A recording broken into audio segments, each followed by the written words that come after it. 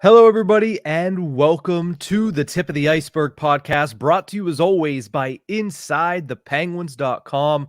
I'm your host, Nick Belsky, joined as always by Nick Horwat. And the Penguins, well, they've reached game 82, and the playoffs are still yet to be determined.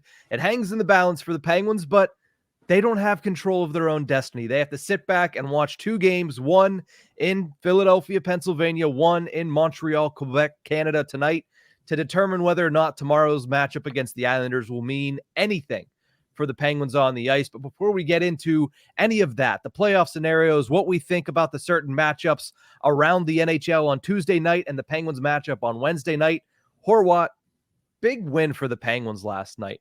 Fan appreciation night, potentially the last home game of the 2023-24 Pittsburgh Penguins. They came out buzzing and got a 4-2 victory over the Preds. It was the most well-rounded game they've played in a long time. It was perfect timing for it in a way, but at the same time, obviously, it's gonna have it had a definite muted reaction considering the outcomes of the multiple games around them. Even the Islanders winning didn't help them at all. They got for the second straight game day, no help from the league, and dems the breaks. Really, the Penguins had control of their own destiny for a little bit there in the last couple of weeks, and this run was something incredible, but it's everyone kind of felt like it was just too little, too late, and we'll have that discussion, and I'm sure eventually, but it didn't feel like a win. It did in the moment, but toward the once the players started spilling off the ice from the shirts off the backs, there was a definite vibe of they don't feel confident in what's going to happen tonight. Yeah, it's tough because you go out there and you outperform a team that is getting ready to go into the playoffs. Now, again, you can question whether or not the Predators were going to push back too much, considering that they had already locked up their playoff spot. But at the same time, this was a dress rehearsal for the Nashville Predators. They might not play another game, at least their game one of the playoffs, until next week. Yeah. So they needed to get some good work in last night. So whether or not they were going 100%, that remains to be seen. Nobody's ever going to know that. But I mean, the Penguins came out and they were clearly the more desperate team in the first period, outshooting the Predators 20-5, taking a 2-0 lead into the first intermission, which could have been 4-0, and begs the question, Horwat, you asked it yesterday. Does anybody know what goaltender interference actually is? Alex Nedeljkovic was like, I'm not touching that with a 10-foot pole, in his best rendition of Marshawn Lynch, saying, I'm just here so I don't get fined, guys. Like, don't ask me that question. Mm-hmm. But, man, the goaltending interference calls were wild yesterday, and even more wild to me is UC Saros complaining especially about that second one with Lars Eller. The first one with Michael Bunting, I get it. His stick was taken out of the play by Bunting's skate. But the second one, Saros was just tapping him on the butt. He was maybe in his way a little bit. But again, I don't know what goaltender interference is, and I don't think anybody else does either. No, no one does. The explanation for both of them was the same thing of the player's stick interfered with, the player's skates interfered with Saros' stick, which in the first one, again, okay, fine. He stepped on his stick inadvertently, but also he had possession of the puck. I don't know. Yeah. In the second one, though, it was Saros initiating the contact, and then again, it's not like Lars Eller moved or anything. He just kind of stood his ground, and the puck went through, if I'm remembering the replay correctly, both of their legs, and Saros couldn't get his stick into goalie position, which, again, I would say dems the brakes, Saros. That's unfortunate that happened to you, but you're also supposed to be a Vezina caliber goalie. Figure it out. Yeah, what happened to no goals? No goals. Well, there you go. You got two of them. You got two no goals. But another part of that too is, he immediately looked for goalie interference in the second one, and yet that was the one that everyone was like, I don't get that one. First one, fine, whatever. He didn't care for that one though. Well, it's funny too, because later in the game, on Bemstrom's goal, Carter was in front of the net, making sure that he was nowhere near the crease. And as soon as the goal was scored, Saros reached his stick out a little bit to be like, oh, maybe he ran into my stick again. So the Predators just let the Penguins live there last night. Yeah. They just, there were multiple occasions where I was like, Why is no one pushing 120-pound Valtteri Puustinen out of the way? Yeah. What, like, I could have, like, it was insane to me. They just weren't. They were leaving their goalie out to dry, essentially. They did not touch a single Penguin sitting in front of the net. And that's, part of the reason why they had 2 goals called back is because the defense was just kind of letting them stand there. And whenever you let them stand there, eventually you're going to get too close. And maybe that's their strategy of, I'll just let them take the goals away. But they were letting Penguins get into Saros' kitchen all night. And that's not a good strategy to have going into the playoffs. Just going to point that out real quick. Yeah. Good old Rule 69.1 reared its ugly head in the first period last night. But, I mean, the Penguins, the other story of the game was they got some depth scoring for the second time in the last 3 games. You look back at the game against Detroit, Jeff Carter scores a huge shorthanded goal against the Red Wings that should have been the dagger in that one and probably might come back to haunt the Penguins as they're down 1 standings point to the Detroit Red Wings at the moment. But last night it was Riley Smith scoring his first goal in, I believe, 13 games. Yep. That ends up being the game-winning goal for Riley Smith. Emil Bemstrom scores his 3rd goal as a member of the Pittsburgh Penguins. So unless he gets a hat trick, that 6th-round pick will remain a 6th-round pick. But we'll have to wait and see what happens on Long Island. But a dagger goal for Emil Bemstrom on a beautiful pass from Erik Karlsson. Nice to see the depth scoring wake up a little bit here in crunch time for the Penguins, something that it hadn't done over this run to this point. Yeah, it's exactly what it needed. I mean, it still wasn't a perfect night. You still kind of didn't notice them as much. I mean, through the first 2 periods, I didn't look at the final period. That 4th line only had, or at least Bemstrom and Harkins only had 5 shifts each. I think Harkins only had 2 through the first period, so the faith isn't totally there, but they took full advantage of their opportunities. And keep an eye on Bemstrom, by the way. He got dinged before scoring, like, pretty hard. He got hit in the head, and he was getting checked out by Chris Stewart after the goal. Yeah, I know he took a shift afterwards, but it wasn't a long one. And like I said, I didn't look at the numbers after the 3rd period to see if he finished off. So just keep an eye out for that to see if anything happens. They also canceled practice today, so we'll find out more tomorrow on Emil Bemstrom for those who are concerned. Well, the concern there to me would be, does that mean it's Zohorna and Harkins in the lineup with potentially the season on the line in game 82? I don't know. There's something. Puljujarvi must have done something. He must have peed in somebody's Wheaties or something, because when I look at those 3 players, I think there's one obvious choice when it comes to the season being on the line. But I guess, Zohorna had a 5-game point streak in the AHL, whatever that means, and Jansen Harkins had a good year yet last year for Winnipeg's AHL team. So I guess that means that he's going to be great in crunch time. I don't know. At the end of the day, Penguins got the job done against Nashville. They've been getting the job done a lot since March 24th. They are the best team in the National Hockey League since them, 8-1-3 record, but still sit 1 point out of the playoffs, which begs the question, Horwat, is it too little too late that the Penguins kicked it into high gear and turned their season around?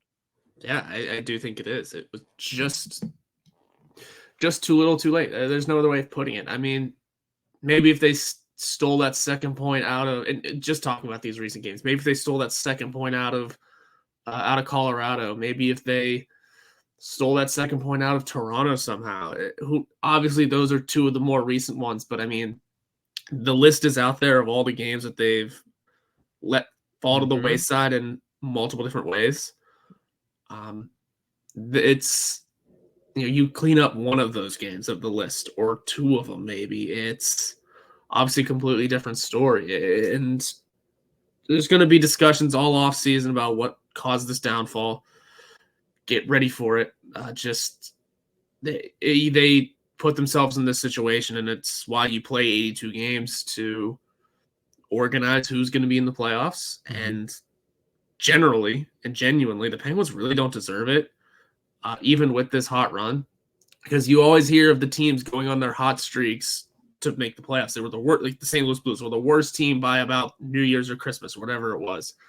The Penguins in their runs were hovering around the basement, again, around the same time, Thanksgiving, New Year's, Christmas, all the holiday things. You don't ever hear about the team getting hot in April and making it.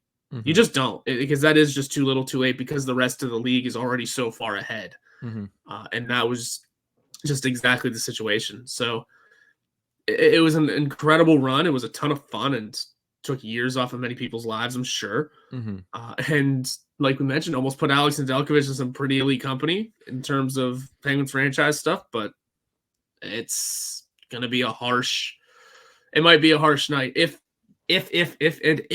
they get that help tonight, tomorrow could be fun. Tomorrow could be really fun, but they don't fully deserve it at the moment, so we'll see how it goes.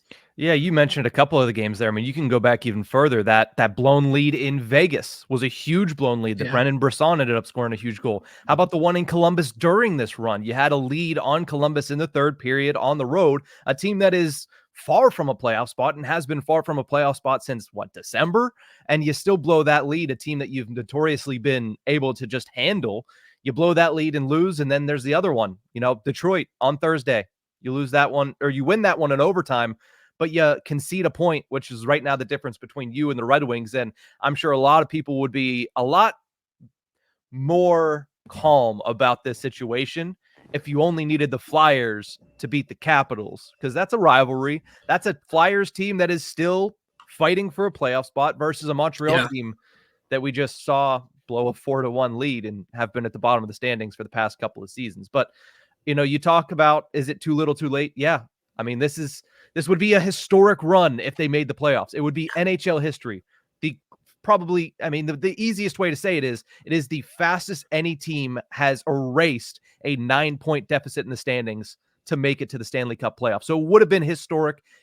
It might still be historic. I mean, the door's not closed on it. So we have to say there is a 14% chance, according to moneypuck.com, that the Penguins still pull this off, still make it to the Stanley Cup playoffs. But man, if they could have just kicked it into high gear in one of those games, and you can look throughout the entire season, if they would have gotten that 1 point there, if they would have gotten that one extra point there, if they could hold a lead in the third period, then they would probably be in second place in the Metropolitan Division or something of that, because they've blown so many third period leads. Their power play has been inept. If their power play was any better, there's a lot of ifs about this season, and we'll have 6 months to discuss it, and the discourse will be continuous over that 6 months as the Penguins transition to the 2024-25 iteration. But as of right now, still 48 hours remain to determine the fate of this season's Penguins. It could be shorter than that if things don't fall their way tonight. We'll talk about those games a little bit later in the podcast. But up next, we want to talk about some key role players that have been found during this quick turnaround in late March and early April. We'll discuss that right after the break.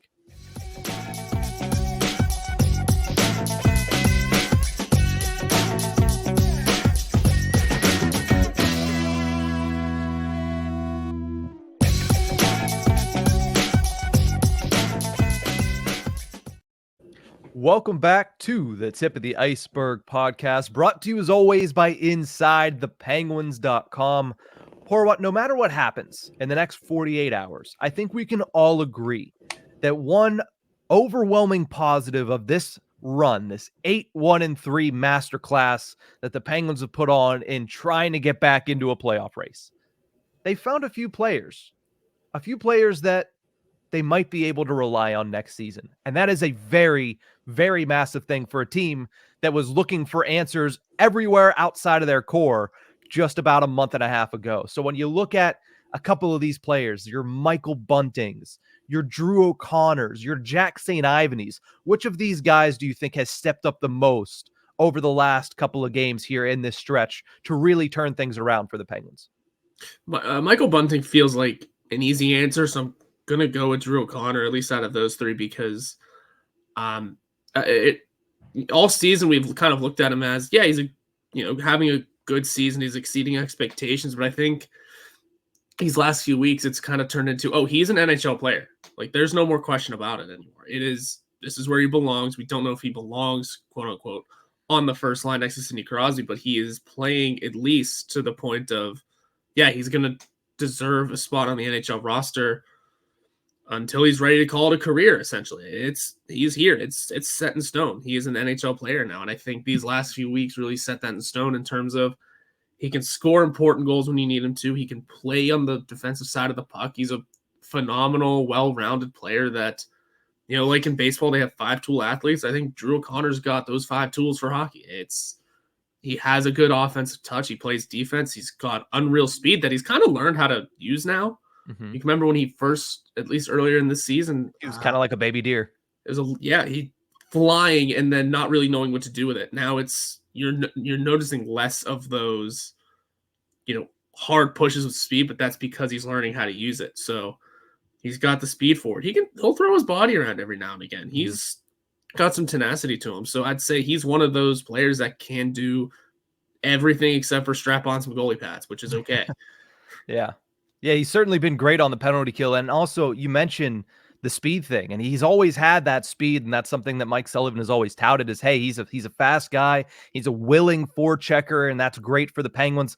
But the big thing is, it always felt like the legs were ahead of the brain. It always felt like the legs were ahead of the hands when he had the puck on his stick, and he wasn't able to, figure out exactly where to go with the puck and how to get it there. But now it seems like it's all coming together, and you look at what he's done since March 24th alone. He's on a 40-goal pace. He has 6 goals in 12 games, 8 points. He's playing on that first line. And you mentioned this season has been big for him, really kind of reassuring the fact that he is an everyday NHLer. He no longer needs to go to the American Hockey League. Like, his days in the AHL are done. But I think what we've seen here over the past month is him prove that, without a doubt, he's a top 6 winger on this team. And that is a massive thing for the Penguins because they have him under contract next season at a very, very reasonable cap hit. So to have that potential spot filled by somebody who is young, who is growing chemistry with both Evgeny Malkin and Sidney Crosby at a very good clip, and is also scoring at a very impressive rate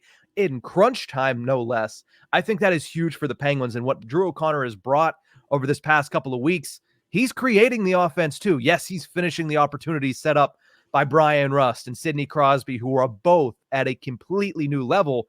But look at what he did on Saturday against Boston. Look at the goal he scored, turning Brad Marchand inside out to score a shorty over Linus Ullmark. I mean, it was a huge goal in a massive moment, and that's who he has been. He's been clutch for the Penguins, and that's huge to have a guy like that at that age on that contract going into next year. It's certainly been a welcome surprise this year of Drew O'Connor, and honestly, if you're looking at unsung hero, if you're looking at breakout player, it might all be Drew O'Connor. I'll give props to you, Horwat. You had him down as your breakout player in our season preview, so you were 100% spot on with that. So did Jacob. Don't forget him. Yeah, Jacob Pontori had it as well from inside the Penguins, and Drew O'Connor has been phenomenal over the past couple of weeks, especially. So he's been great. Let's talk about some of these other players and stop gushing over Drew O'Connor a little bit. Jeez. Michael Bunting, you said, is the obvious one, but mainly because you look at it and even just points-wise, he's the obvious one. Second most points of anybody acquired at the NHL trade deadline this season. He has 17 points in 20 games, and that's even with a between-the-legs tuck taken away from him last night because he was about an inch in the crease. But he's brought a new dimension to the Penguins as well, and I think that is much needed. It's not just him, and I think we've said it ad nauseum here. It's not just him doing those type of things. It's what everybody else has done to respond to him playing that way. I mean, Hunter Hodes of Locked On Penguins said last night, it's Michael Bunting in his office. And it's Patrick Hornqvist. And I know the comparison is not one for one. And I know we need to stop making the comparison at some point. But man, it's the dimension that each of those players bring, that it's a breath of fresh air that Michael Bunting has brought to this team. And it's a dimension that Kyle Dubas would do well to continue to add throughout the offseason.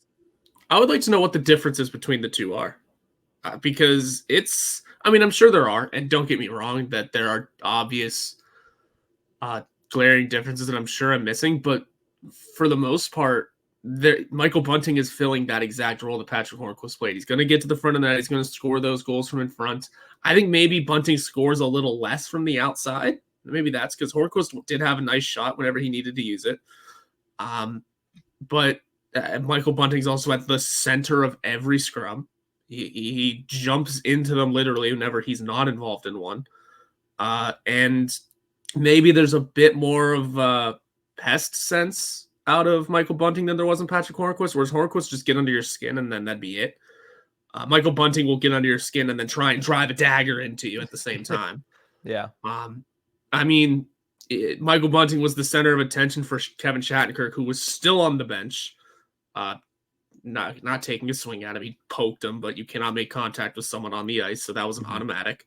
But yeah, it's I think they fill mostly two of the very much needed roles that this team has needed. Mm-hmm. Yeah, you get 2 top 6 guys for $5 million, whereas you had to bring in 2 $5 million top 6 guys last offseason. It certainly helps, right? Yeah. I mean, it certainly helps. Now, of course, Michael Bunting accounts for $4.5 million of that, $5.5 million. But hey, so be it, because he's bringing it, and he's bringing a good side out of Evgeny Malkin too.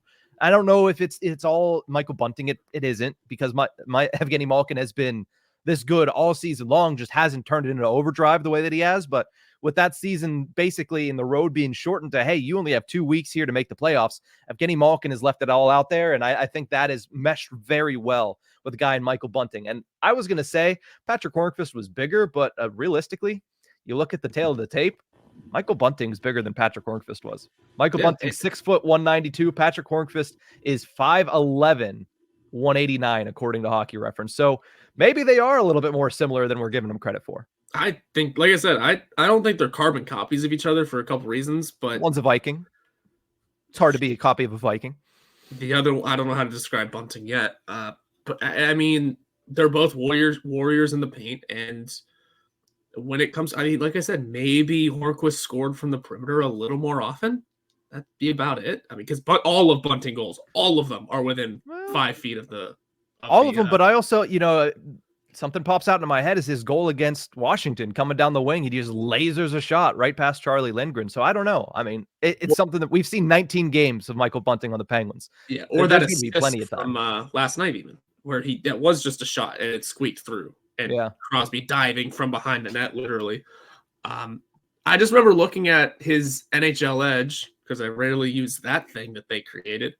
But it has that little chart of the rink, and it was like however many goals he has this season. There was 2 outside of those 2 frames. Yeah, it's quite silly. And I think if I just remember Hornqvist scoring from outside a little more. He had also a really good shot, and I'm not saying Michael Bunting doesn't, but he doesn't score as often from those high danger zone chances. Yeah, he has 2 goals this season outside of it, where he has 5 in what looks like the exact crease, 9 right above it, and 3 in the high slot.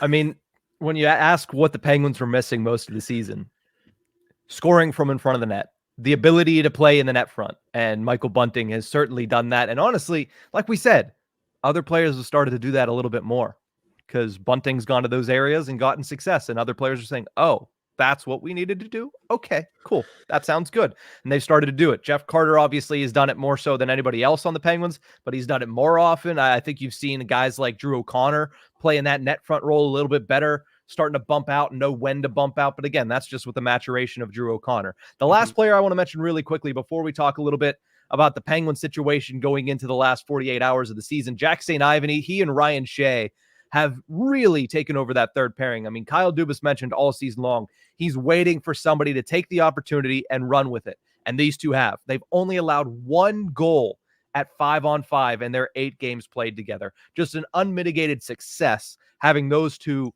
pick up third pairing minutes and basically be a shutdown pairing at the bottom of the Penguins defense pair. Yeah, I didn't see that coming from Ryan Shea mostly. I think Jack St. Ivany, yeah, okay. I mean, the Penguins didn't have any other right shot defenseman. They kind of needed him. They needed him to perform, and he did. But Ryan Shea, I really didn't see it coming from. And there were multiple occasions last night where I went, oh, here comes Roman Josi with the... Did Ryan Shea just take that from him? Yeah. Oh, here comes Roman Josi again. Did Jack St. Ivany just poke check that man? I mean, not that Roman Josi isn't as, it's not like he's a forward, so he has maybe a touch of better hands, but still a possible Norris Trophy candidate there that Jack St. Ivany and Ryan Shea were just shutting down completely.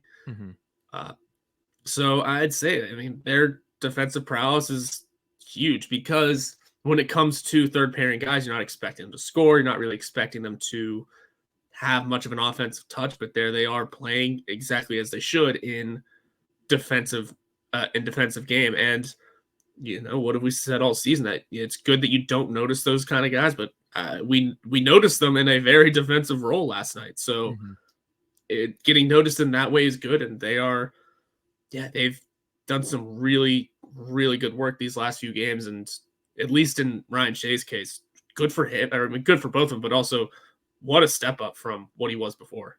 Yeah. Ryan Shea's somebody that we all kind of, at least the two of us, were like, we don't really need to see anything else from Ryan Shea. And now you look at where he's at, and these two were playing very well at Wilkes-Barre together too. They played, I believe, St. Ivan said that starting in January, they were put on a pairing together, or late December or something like that. And it just clicked automatically. And that's a pairing that they continued with until St. Ivan got the call to come up to the NHL. And then eventually Ryan Shea joined him up here. But he's 24 years old as St. Ivan. It's not just his ability to poke check, his ability to shut down rushes. When he gets the puck on his stick, no, he's not going to create a bunch of offense. But the play that he makes, the ability to stay calm and make the smart play in almost every single occasion. He's not just rimming it out of the zone. He's not just going high off the glass.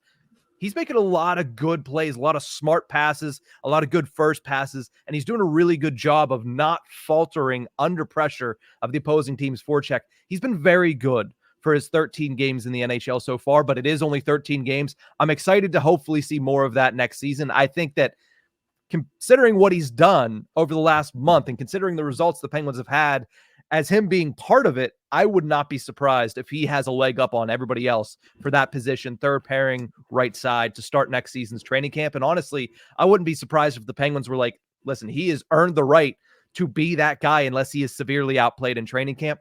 That's a discussion for 5 months down the road. Yeah. But at the same time, very impressive from Jack St. Ivan. We're going to take one last quick break. When we come back, it's what everybody wants to talk about right now. What do the Penguins need to get into the postseason? It all comes down to Game 82 and 3 separate Game 82s, and we'll talk about those after this break.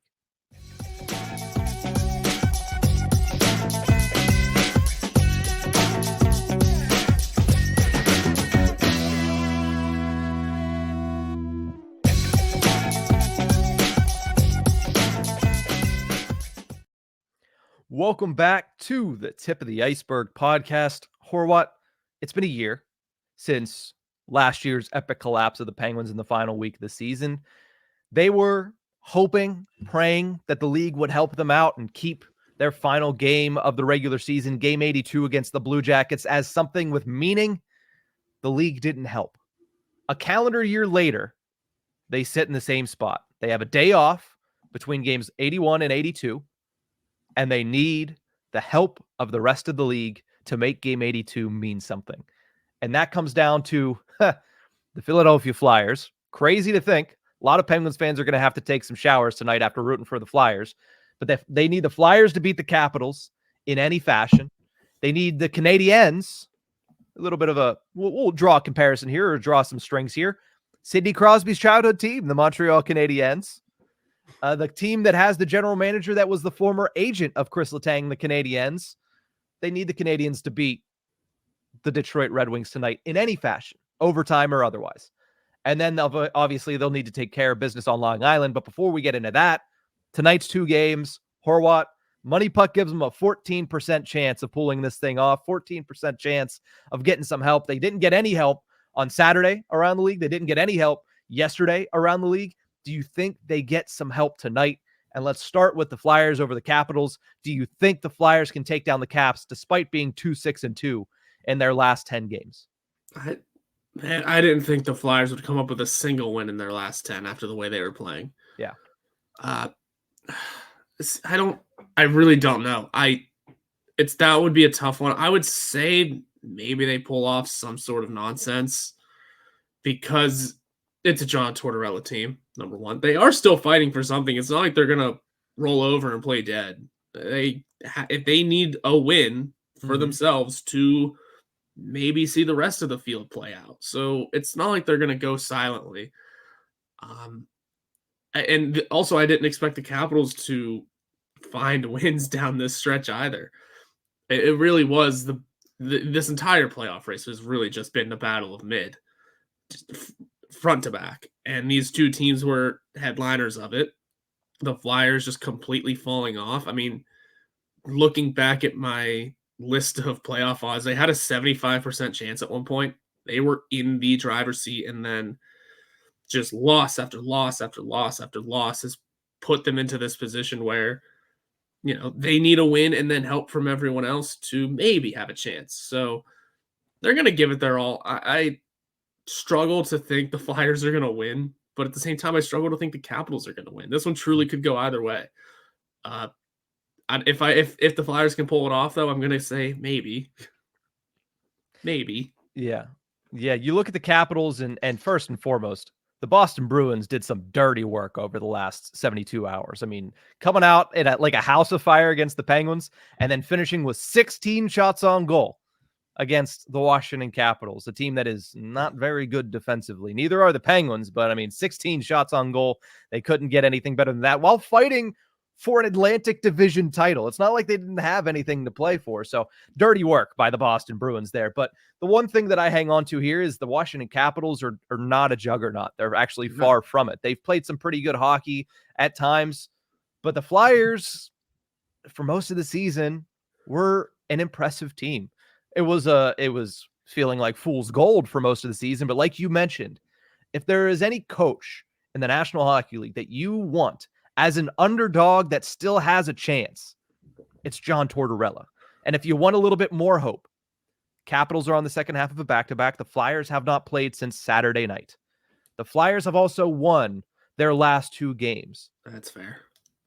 Maybe, just maybe, it works out. But like you mentioned, they have a shot at this too. If they win and things work out for the Penguins and the Canadiens win, then the Flyers are looking at the Penguins and saying, if you lose, we're in. Like, that's all it takes. So they're not further out in this. They need the same thing the Penguins need, just change a couple of the teams around. So I think the Flyers, to me, are the more realistic of the two to get the win. The one that isn't is unfortunately the one that the Penguins could have prevented if they would have held on to a third period lead last Thursday. The Canadiens need to beat the Red Wings at home again. Both of these games are road games for Detroit and for Washington. Pens will be on the road tomorrow. So all of these teams, somebody needs to get the job done on the road. The Habs blew a 4-1 lead last night. I felt like that was your chance to get the Red Wings in your rearview mirror, to get the leg up on the Red Wings. But the Penguins need the Habs to come up, get a lead, hold a lead tonight. All 3 of these games between these 2 teams, Horwat, have ended in overtime. So if you think it's going to be an easy night, it's not going to be an easy night in Quebec. So we'll see what happens between those 2, but I would say the Flyers beating the Capitals is the more likely of the 2. I struggle to think the Canadiens are going to get the job done against the Red Wings. Yeah, the Canadiens don't have much to play for at all anymore, unless they want to play spoiler. That's really it, because they can totally just lay down and call it a season if they wanted to. Just be like, that's the end of it. Tried our best last night. Now we're tired. And good God, is Lucas Raymond a good hockey player? Yeah. You're right. I don't see the Canadiens pulling anything off unless they wanted to do something. Randomly, what team did the Penguins need to win last year? Was it the Canadiens again? They needed someone to win.